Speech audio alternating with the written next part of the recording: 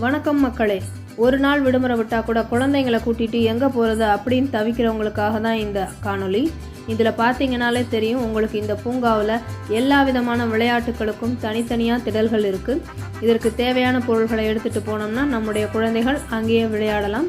இதில் அங்கங்கே உரையப்பட்டிருக்கக்கூடிய ஓவியங்கள் கண்ணை கவரக்கூடியதாக இருக்குது. பெரியவர்களுக்கும் பார்த்திங்கன்னா 8 வடிவ நடைபாதை இருக்குது. நல்ல காற்றோட்டமான வெளி இருக்குது. இப்படிப்பட்ட இடம் எங்கே இருக்குது அப்படின்னு பார்த்தீங்கன்னா சென்னையில் தான் இருக்குது.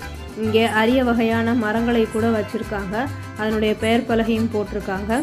இந்த இடம் எங்கே அமைஞ்சிருக்கு அப்படின்னு பார்த்தீங்கன்னா ஷெனாய் நகர் மெட்ரோ ரயில் நிலையம் உள்ளதான் அமைஞ்சிருக்கு.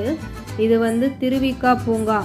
இந்த இடம் சென்னை மக்களுக்கு விடுமுறை கொண்டாடுவதற்கு சிறந்த இடமாக இருக்கும். குழந்தைங்களை கூட்டிகிட்டு ஒரு தடவை போயிட்டு வந்தீங்கன்னா கண்டிப்பாக நீங்கள் நல்லதொரு பொழுதுபோக்கு இடத்திற்கு சென்ற பயனை அடைவீர்கள். நன்றி.